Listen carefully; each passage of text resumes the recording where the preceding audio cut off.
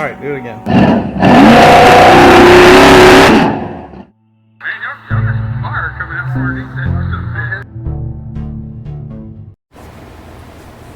All right, so today we're going to finally swap out the intake. We're going to swap out the intake and carburetor on this thing. Not that I'm looking for a giant performance gain out of the 4-barrel, but this 2-barrel runs like shit for one, and for two, I can't figure out a way to connect the kickdown linkage, which leads to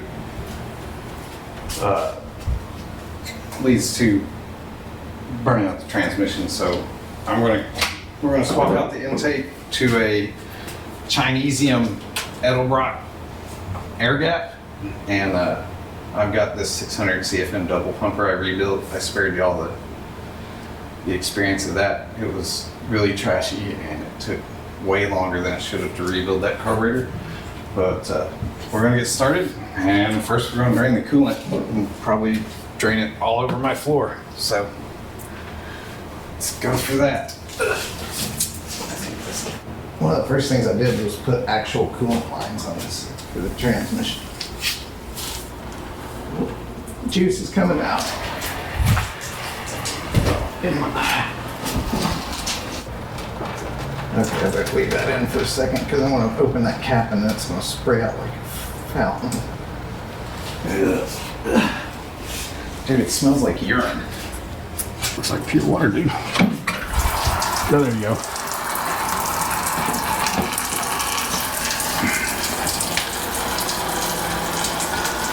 It's clear. I don't know that you can call that coolant. Oh man, don't smell good. No, I suppose it smells like someone pissed in the radiator. Man, dude, that doesn't smell good, but. Oh.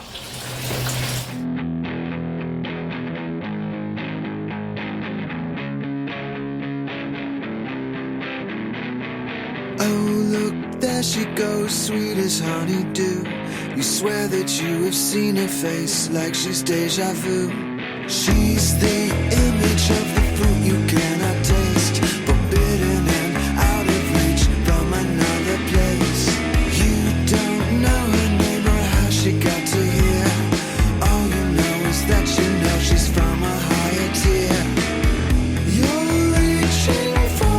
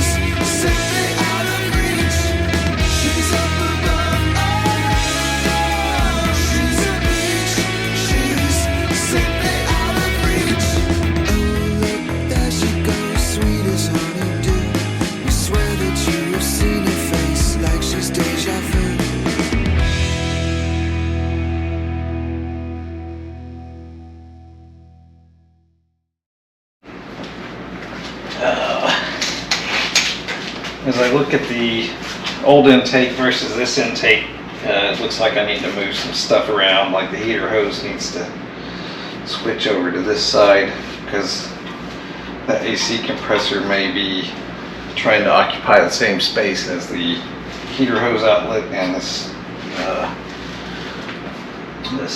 temp sender. Temp sender is just going to go away because it's just to turn on a light anyways. It's not for actual useful things.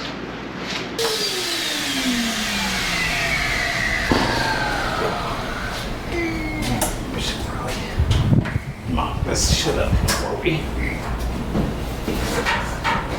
I've already figured how, if I have to, I can extend this AC bracket. Oh, have you? Yeah, I can just... What? I have to section this out, raise it, and weld it back together. like to raise. Yeah, just raise the 2 bolt holes. Yeah. And then, And all I would do is change the length of the belt. yeah, bring the compressor up. Alright, let's see here. And that would work if it's a must, you know? I'm sure hoping it's not.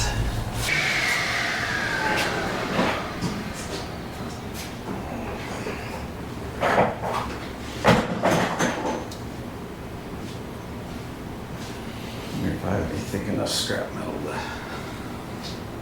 to change those brackets up.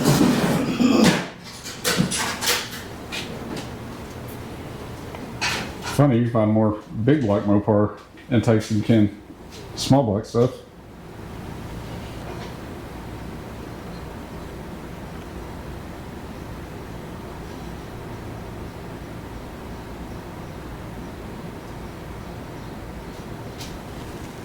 Well, I've got the scrap metal to do it. Oh yeah, you got the plate. Pretty sure it's the same gauge and everything. Yeah. This is left over from the bumper brackets on this truck. Yeah, so technically you could actually cut this section out just like you're talking about. Use this to template, right? And cut a section out here, drop it right back into the same cutout shape. Put it back in place and you can bring it up an inch. Yeah.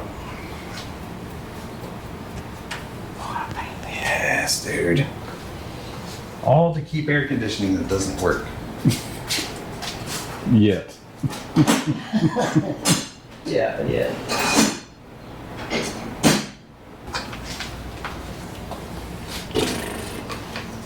Nothing to it but to do it, man. Yeah. It's the most cost-effective way to handle it too, and the best use of your parts, right? All right, let's put the intake back on there so I can get an accurate idea of how high it needs to be. Custom fabric cobbled.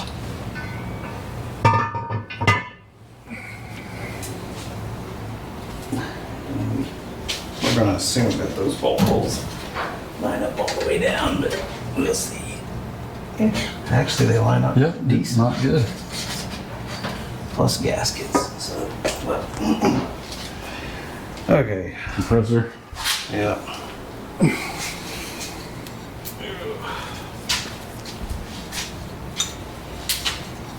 Moly. Dude. Okay, so we decided we're going to go ahead and cut the brackets.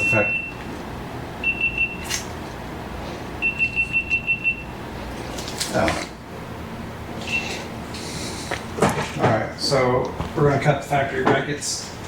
We have it marked out here. It's bolted to this piece of wood so that we have some kind of stability and so we can try and make a level cut. Hopefully the old bandsaw makes quick work of it, and then I still got to do the other side. So won't make quick work of it without electrical powers.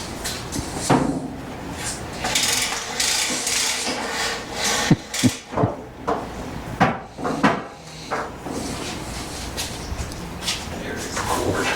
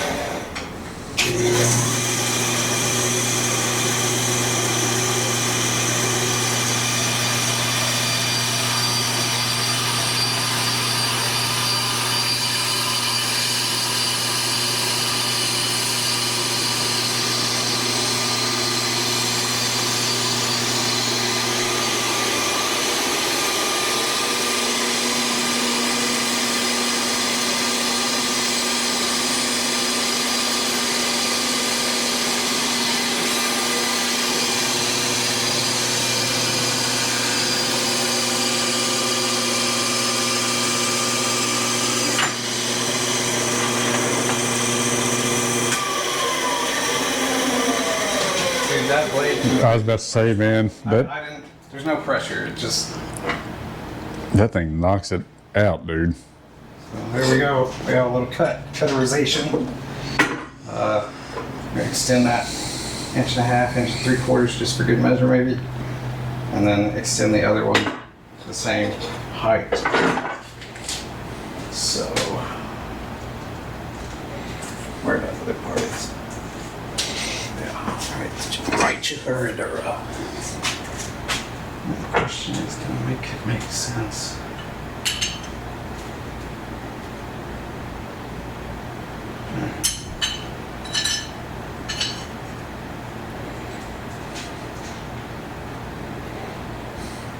Really don't have to match these up so long as they both go straight up, but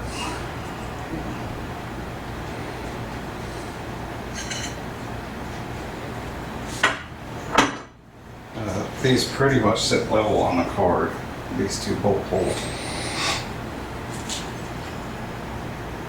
So somehow I need to figure out what level it is. 90-degree angle.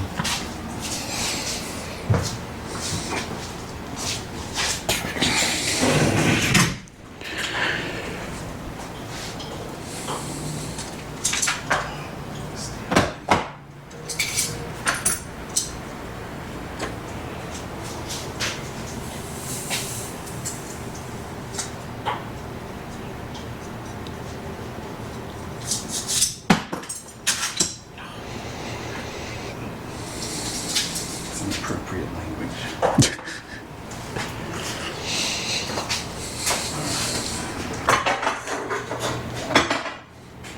Not fun to bolt this one down.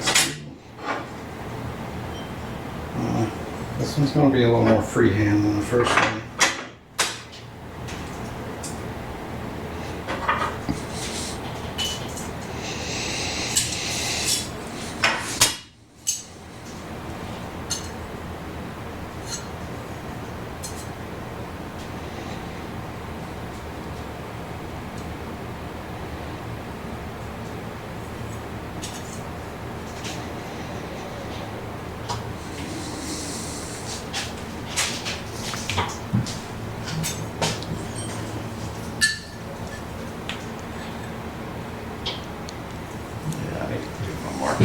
Side here. So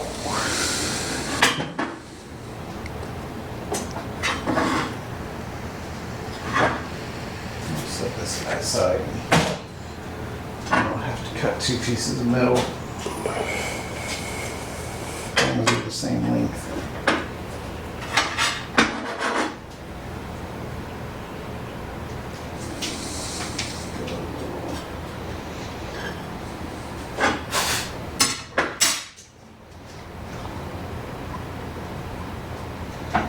The other one I set up prior to videoing. This one I'm setting up on the fly, so you get to watch my genius mind come up with fabrication as it goes. Considering I'm a well-experienced professional fabricator, it's super easy for me.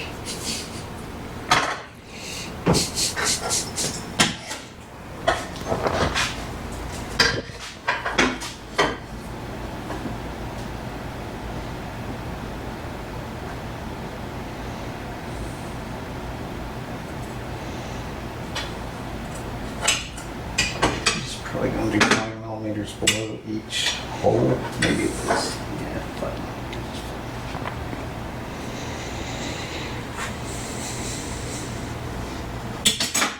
Marking compound takes a second to dry.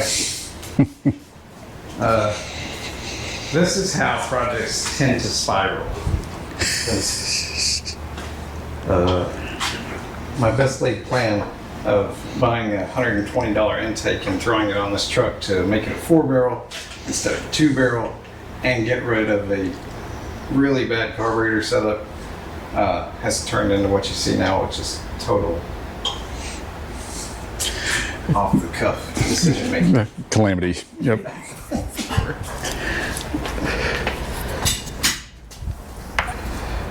Fear not. Great hobby. Lots of This is the joy. being a car person.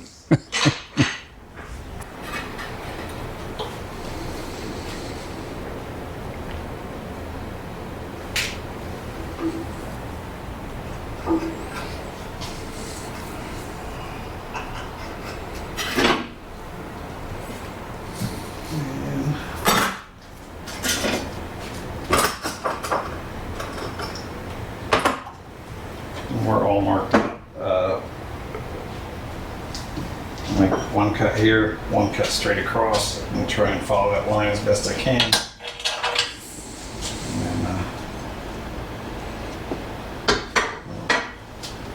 And then we get to cut more metal and do this all again on flat stock.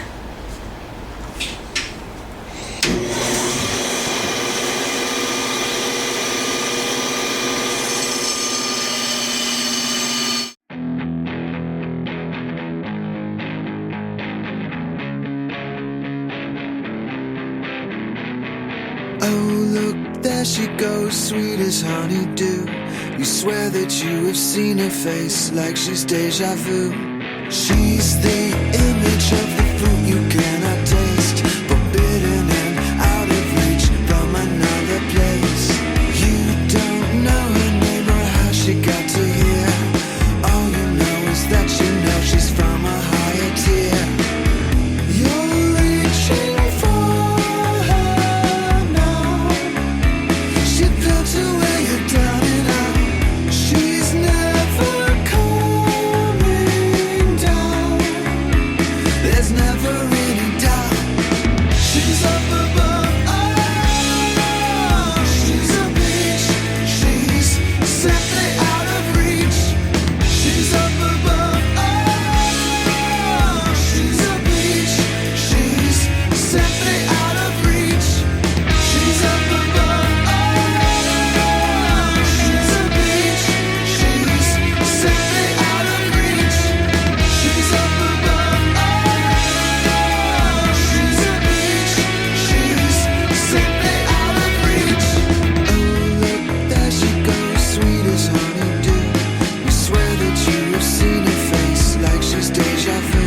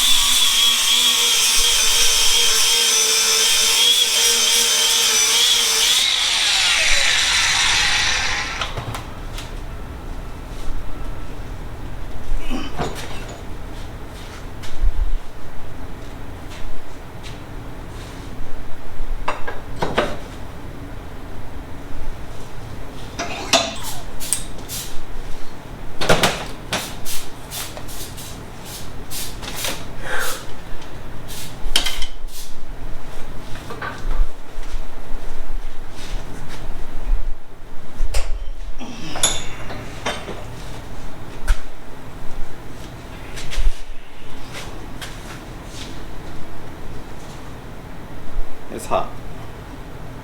Oh yeah, I'm sure. So after a bit of delay, due to the fact that the air conditioner was not going to work with this new intake, and y'all saw the starting of the process of building these brackets. Mainly you saw this one. Of course, this one had to be done also. Now, assuming that they line up and they clear the top of the intake as was intended, we should be good to go forward. Now, a less confident fabricator would have maybe tacked all these things together first before final welding, grinding, and painting. But I'm so confident that I didn't have to do that. Or I was so oversure of myself that I didn't do that, and now if it fails, it's going to fail miserably.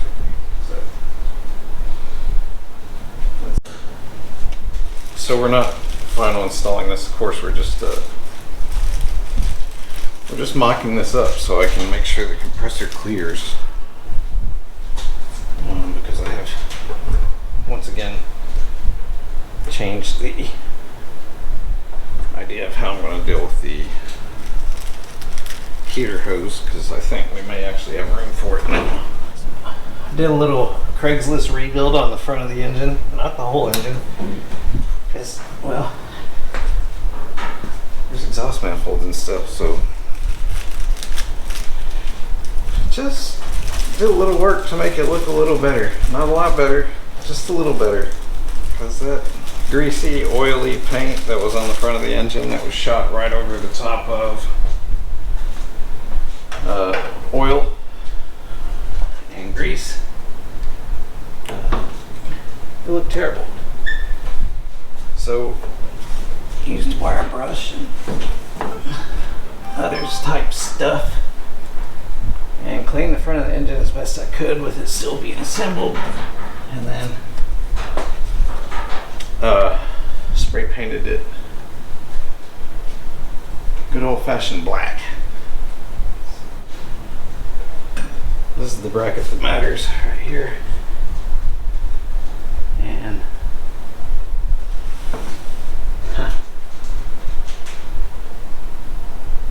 so we ended up raising it 1 9/16 inches. And it looks like we got just enough.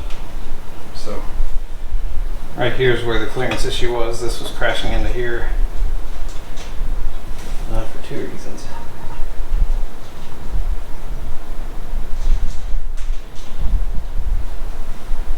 When it wasn't tall enough to, the old thermostat kicked over here in a different angle.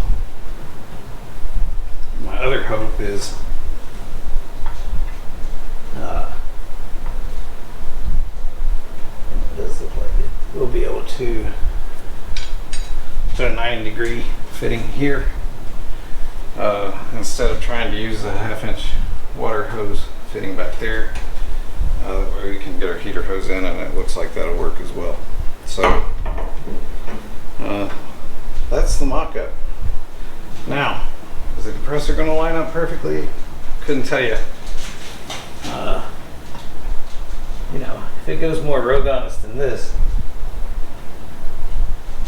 boy, we got just enough clearance.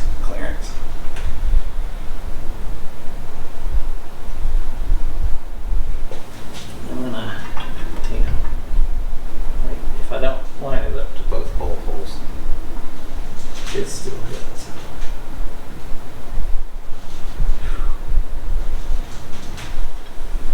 The compressor's gonna come over the top of this.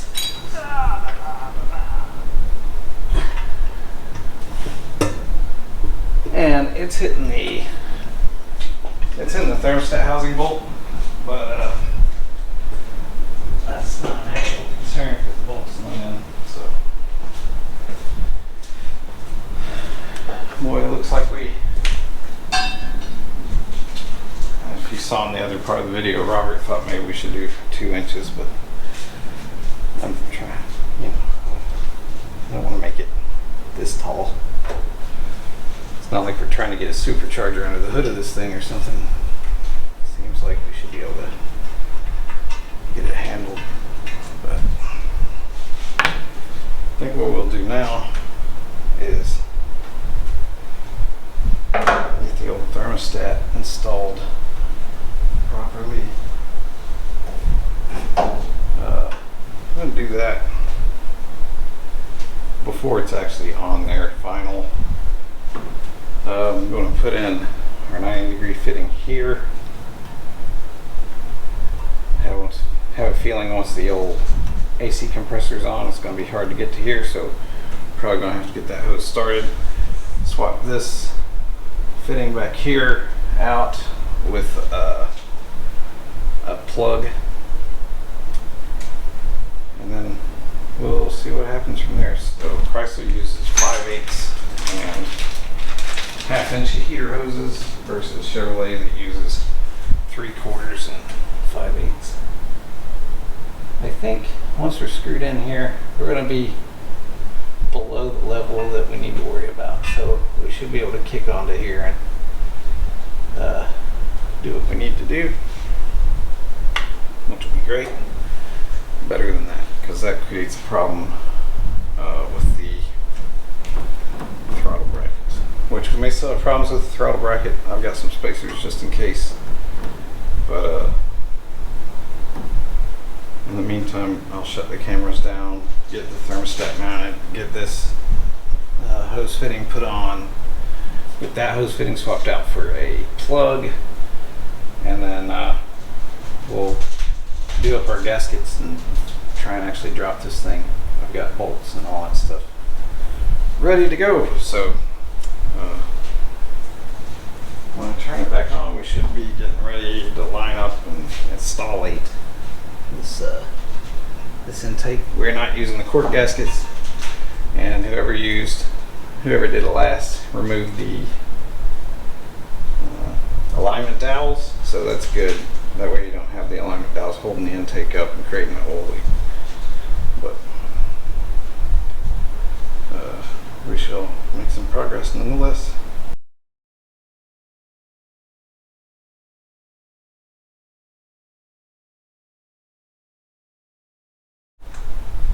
Alright, so primarily a spare joule of me finding the correct size nuts and bolts for each of these holes. The intake is now bolted down with all new nuts, or with all new bolts that are the right length and not covered in grease.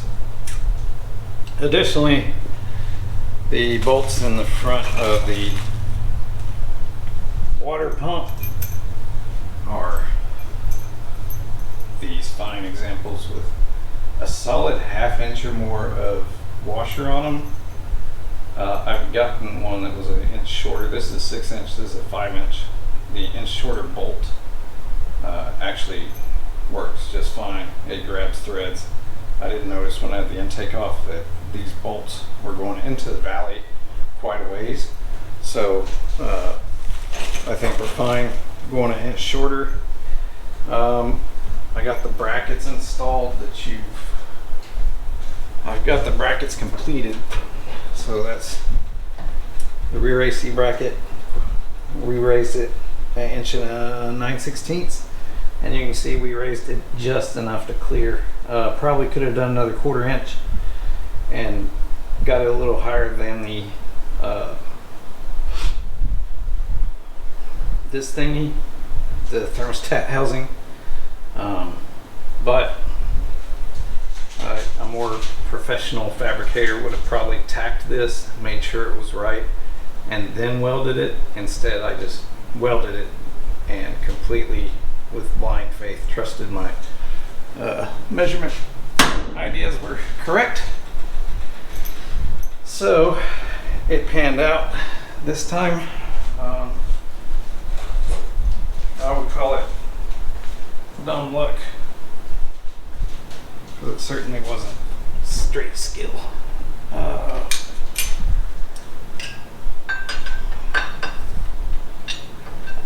going to mount everything back up, because the AC brackets are actually part of the alternator bracket as well. We've got the front end of the engine looking a lot better than it did.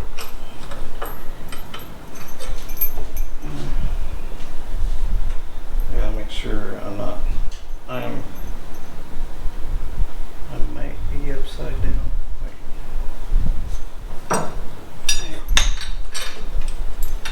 There we go. So you can see, got about, I don't know, 1/2 inch by the time it hits the threads, which is much better than 1.5 inches, which is what it had before.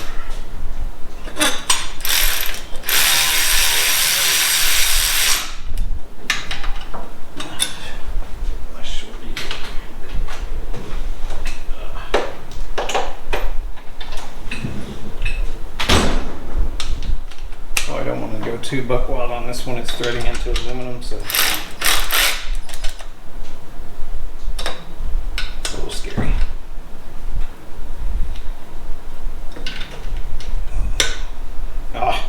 It doesn't feel like it's very strong to begin with. That's a little frightening. So that's the other bracket that was raised up 1 inch and 9/16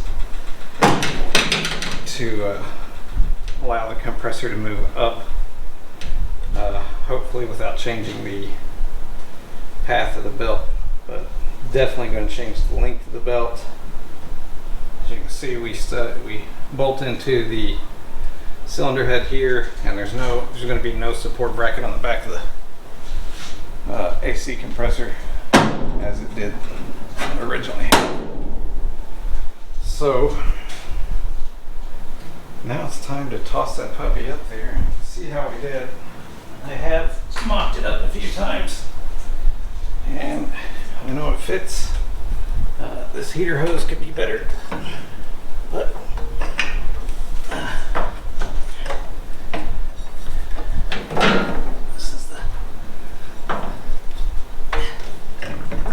maybe if I'd have done a 90 on the heater hose or something like that.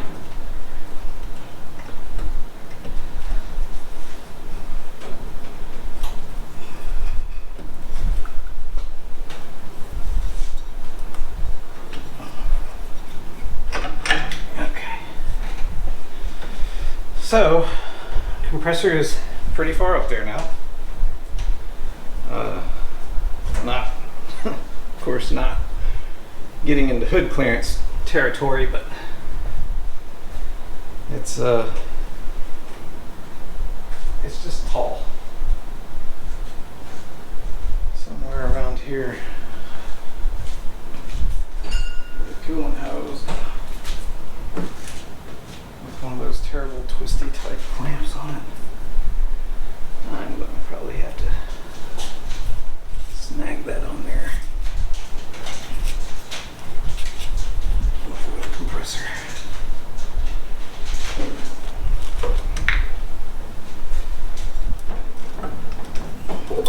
As I said, this is not optimal clearance for that heater hose. Was going to move the heater hose back there, but it runs in the throttle bracket. I could get a shortened 90, but it hits the thermostat housing and the intake, so it's just not a lot of room to work with. Here, we're going to lay that to the side. Plop on the old radiator. God, I'm not a big fan of these little clampy, twisty things, but maybe they're convenient at some point. There's a little bit of old rust in the system. I'm sure this thing's had periods where it sat quite a bit, so a little bit of rust in there is not a huge surprise.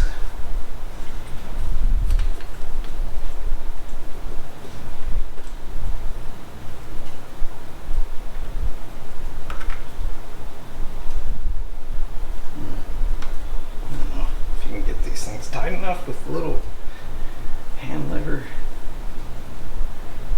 I'd rather break the things off and use whatever's inside there. I'm gonna go ahead and pull this Master Pro sticker out. That's the upper radiator hose that was on it when I got it. It seems to be decent. It's fairly new. I'm not too worried about it. I'm gonna go ahead, since I'm here, and replace these other timing bolts or water pump bolts with bolts of a normal size. Bolts of a size that is not ridiculous.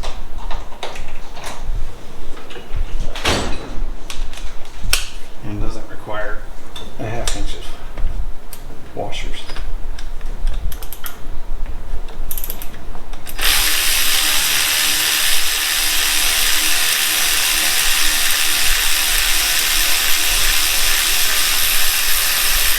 God, it's so long. see this. When the bolt touches the threads, that's where they were at. This is when it hits the threads on the block. It's out a solid 1.5 inches, and that has a 1/2 inch of spacer, which, you know, I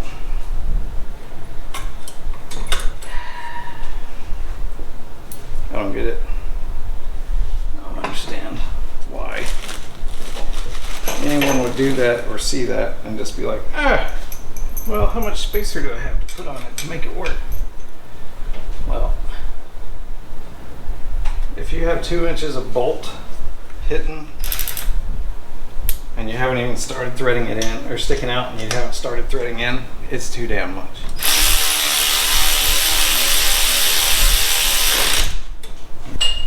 So that kind of does that part.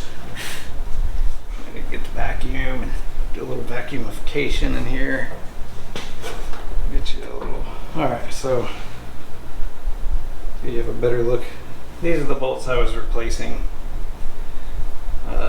This one I replaced because it was going to not match the rest of them. This one was this sweet setup originally. Another one was this sweet setup originally. So, I mean, I've got some super long bolts now that I can't really use right now, but sure, I'll find something. And kind of from there, I'll get back to getting the alternator flopped in there. You can see we have potential for serious issues here. I might make something to go in between this hose and this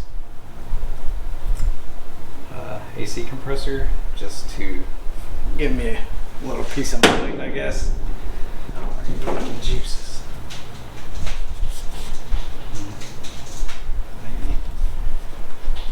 Maybe right there.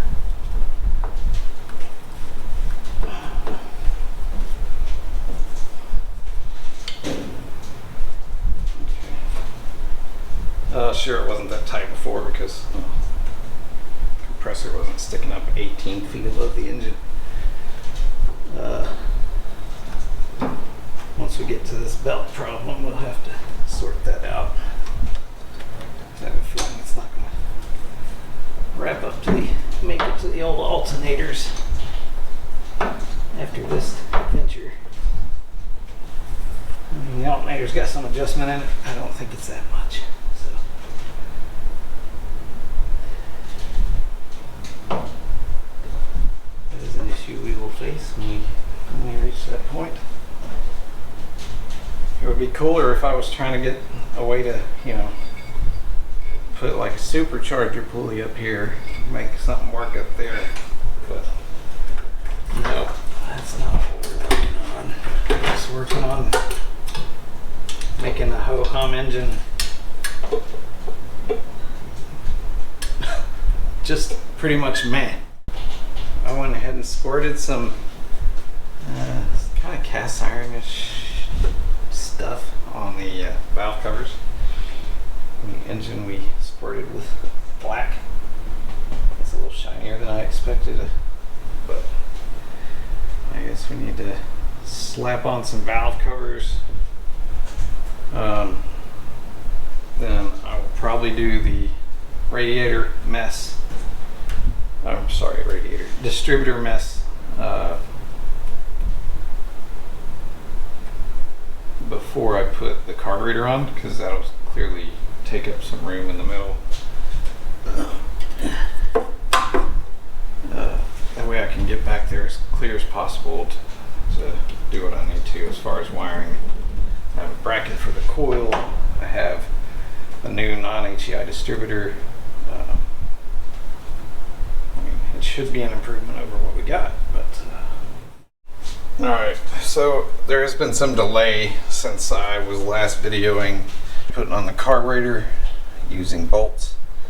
That irritated me, so I went ahead and stop that process. Additionally, this is a dual plane intake and it doesn't have a relief between the two sides of the engine that I would prefer to have, because you get a what I think is a cleaner signal to both sides of the carburetor when it's at least open where they can breathe from side to side. So since I was already going to do something with the studs, I ordered this 1/2-inch spacer to give you that opening between the two sides of the engine, and those plates almost never make power go the wrong direction, but additionally it gives that signal across both sides. I go to studs and it's only a 1/2-inch spacer. Shouldn't get too much into trouble with the linkage and so on. But next from there we went on to trying to find belts.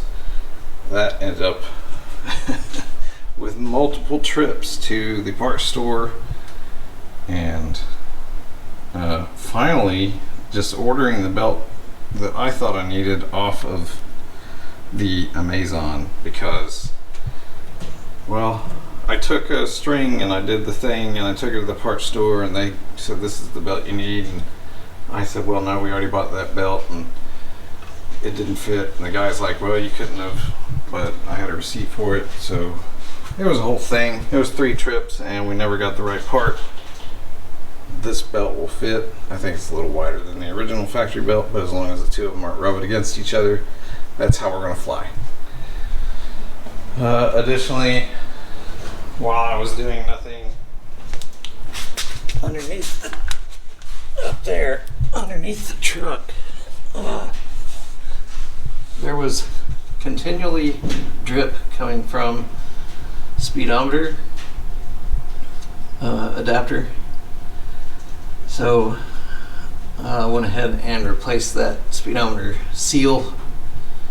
About 4 quarts of transmission fluid poured out and dumped that back in.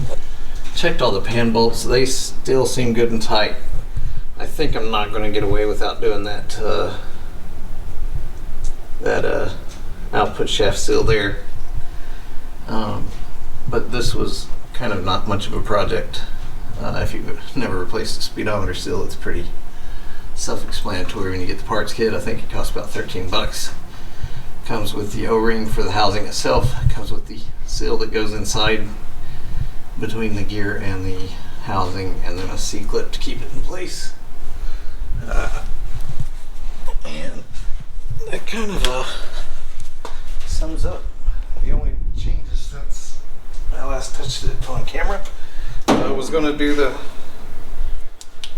fool with the linkage and stuff, but since I decided to go to an adapter, we're still waiting to set up all the linkage.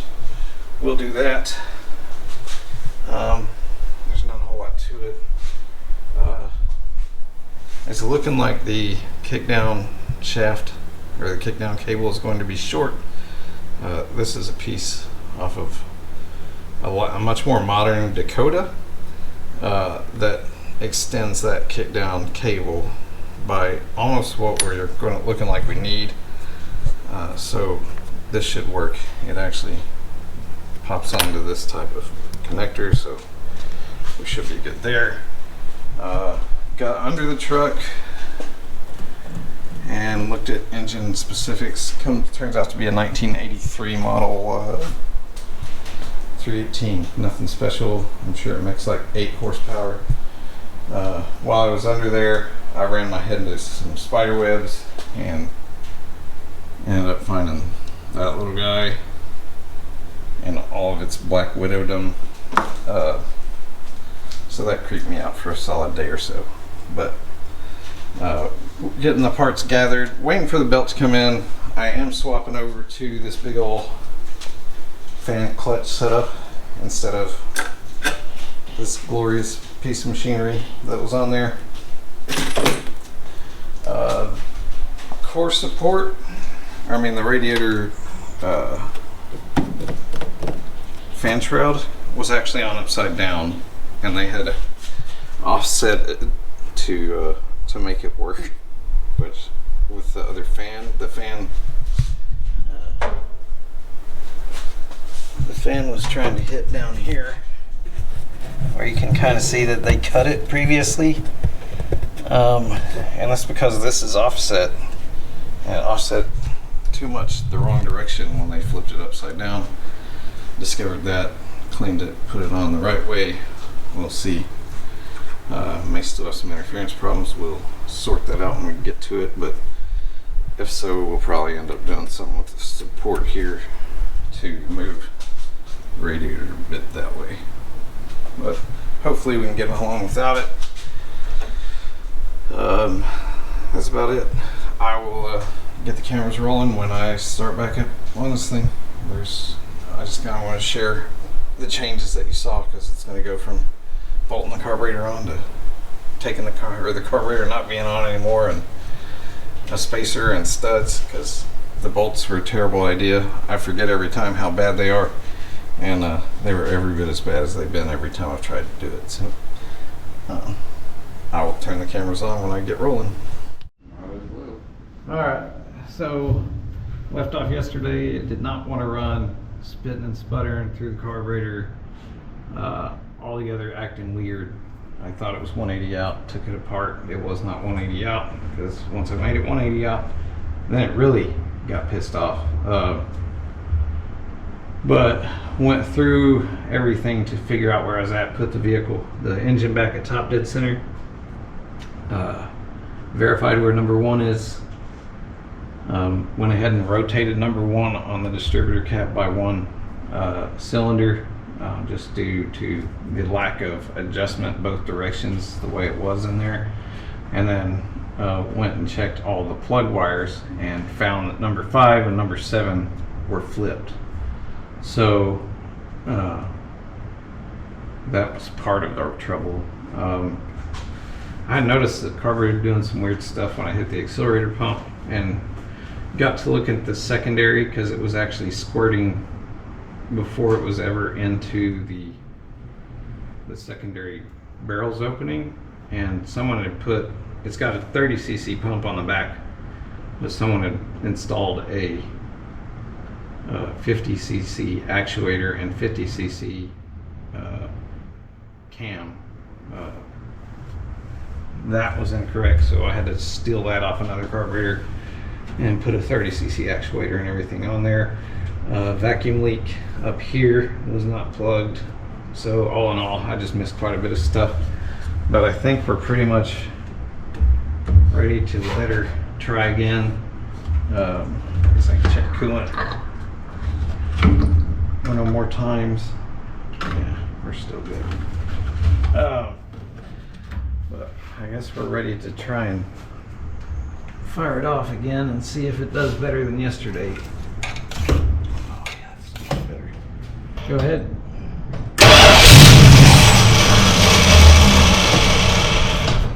Again. Seriously.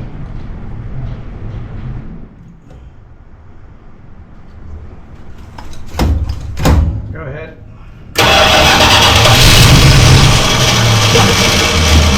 I don't care much for being over top of this thing while it's running, but yeah, especially when it's trying to spit fire and stuff. All right, go ahead.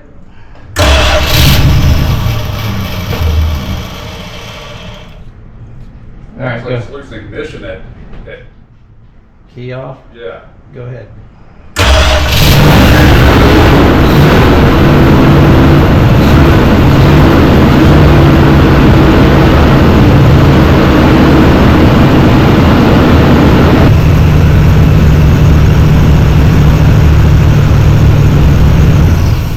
Oops. Did you do that? Nope. Did we put plugs in this thing? Yeah. Yesterday. Go ahead.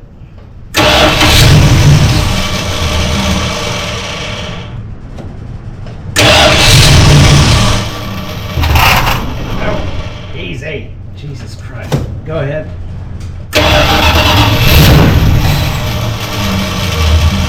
Yeah, I think the idle is just super low. But it sounds like it's idling high. Yeah. Go ahead.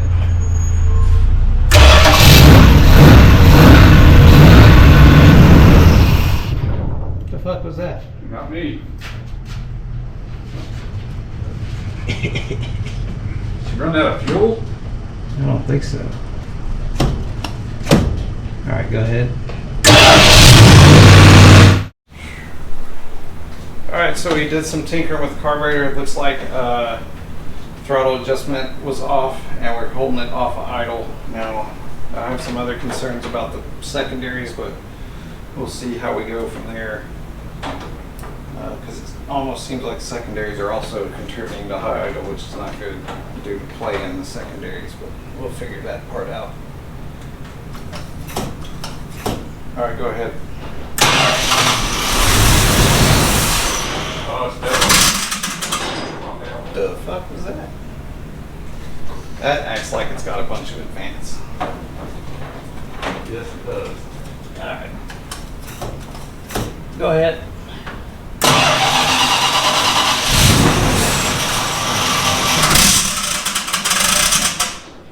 That acts like it's got a shit ton of advance. Mm-hmm.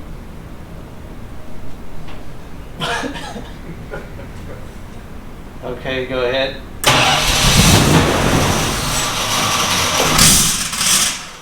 Easy. Come on, man. That definitely acts like advance, for sure. It's dieseling. Yeah.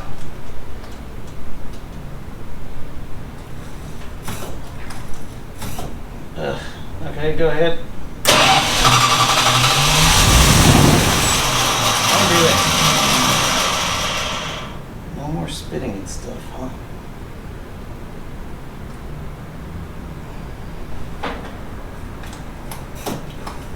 All right, go ahead.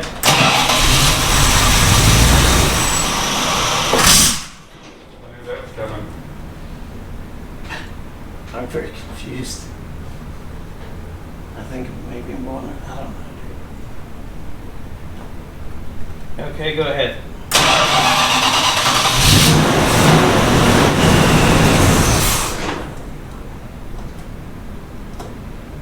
What the flip-flops happening? Okay,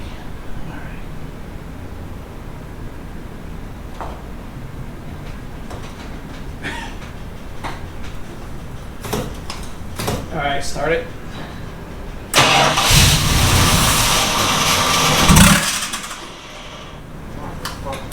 This is fucking weird, dude. Ooh. Yeah, you It's got heat in her now. Yeah. I won't be laying up there anymore. What messes with my method of working on this piece of shit? Okay. Alright, so I know I've got to fix something with the carburetor. Because I saw it actually pulling fuel through the secondaries while I was at idle. It was pulling it out of the Venturi. So what's weird is that it's at idle and it just quits. Yeah, I don't know what that is. I'll worry about that. Like it doesn't chug, it doesn't. It could be that sweet Chinese distributor for all I know. Fucking Kirby too. But first, I need to get this carburetor issue solved. But it's definitely idling on the secondaries.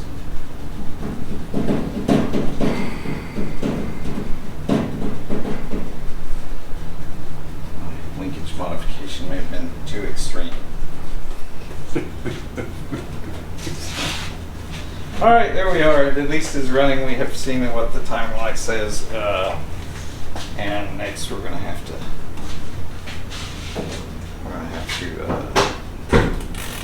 fix carburetor problems.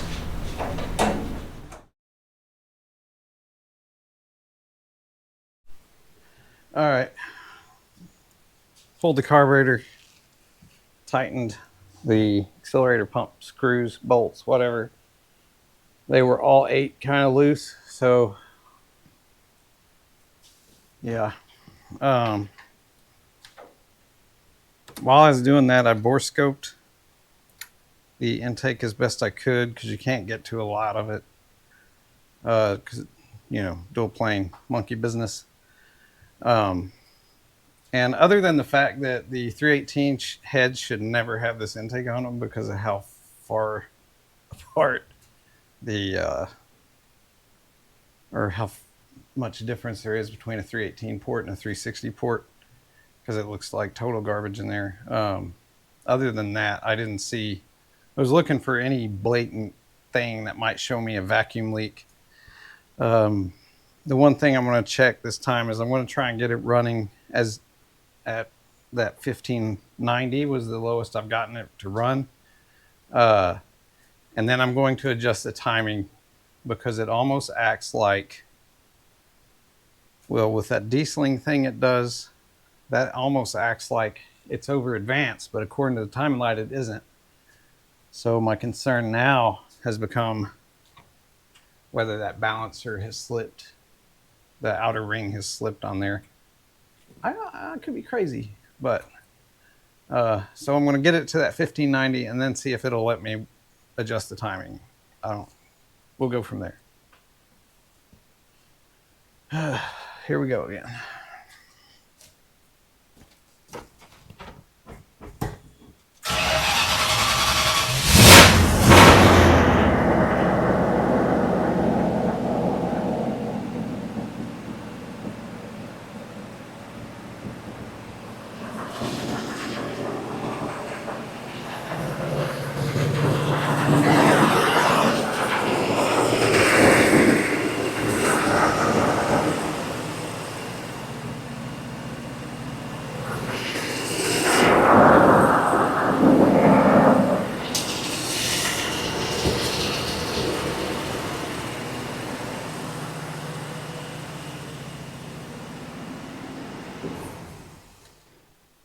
Can't do it.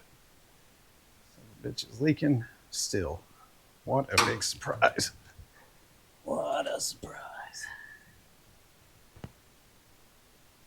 I hope that does it. If not, I don't think the carburetor's the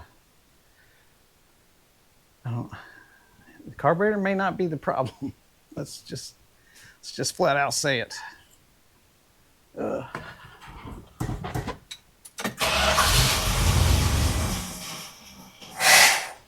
See, that backfire thing right there acts like it's over advanced.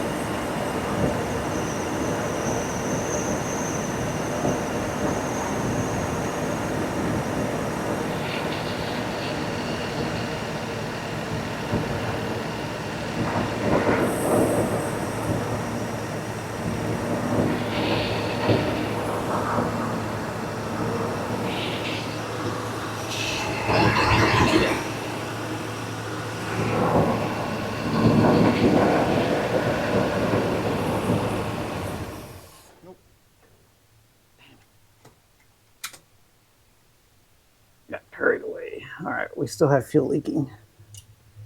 That means the Holly's probably going back on here, and this thing's probably going back to Amazonia, because as far as I can tell, getting it to stop leaking is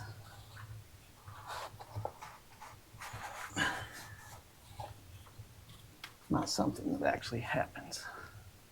You know, just here's the deal. Regular Holley carburetors have gotten absolutely ridiculous money-wise. Just a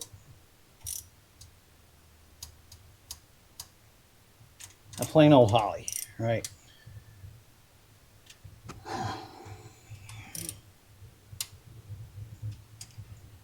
But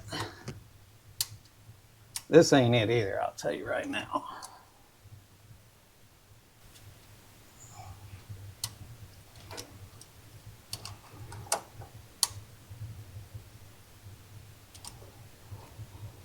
Seeing how tight they had these from the factory. I mean, it seemed like we did get some of the leakage taken care of that time.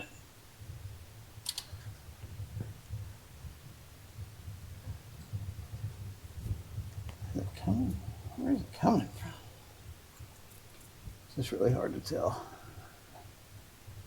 Anyhow, we're going to soak that up. We're going to start it again, and then I'm going to... I just don't believe in this thing at all either.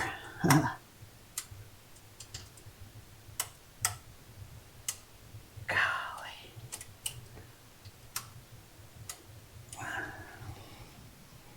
Like, maybe Holly gaskets would fix it. I don't know. It's a leaky feller, that's for damn sure. If you want a review on it, there you go. It leaks its ass off. Especially if you replace the float bowl guy. The actual float bowl ones, you know, the thingies. Because they have different gaskets in it when it comes from the factory. And I replaced those because they look destroyed.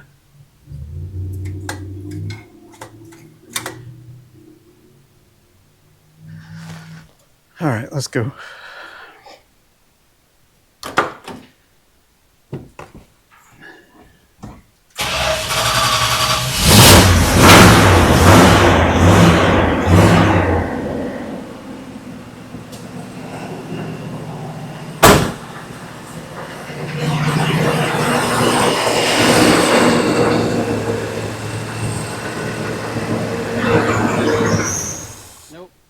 Just that little bit.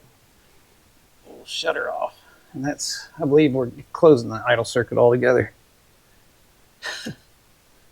Boy, this leak is something else. I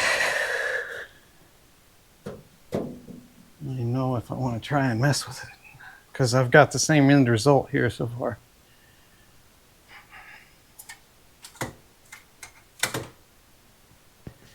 As far as trying to stop the leak, I mean.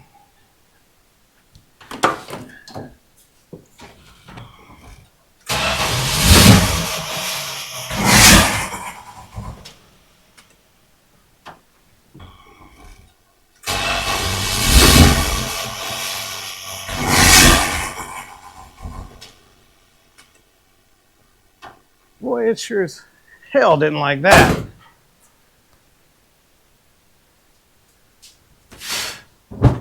Oh shit. Oh shit. Oh shit.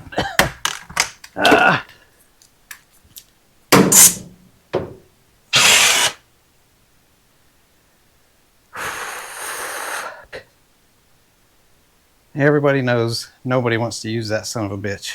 God dog it.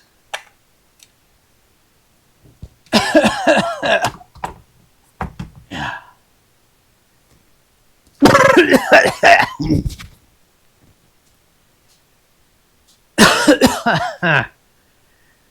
Get the door open.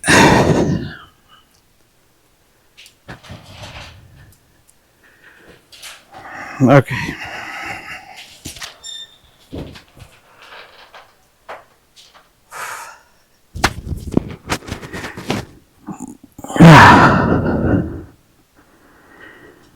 Yeah. That's why you never, ever keep going when you have a fuel leak. Now, did we hurt anything?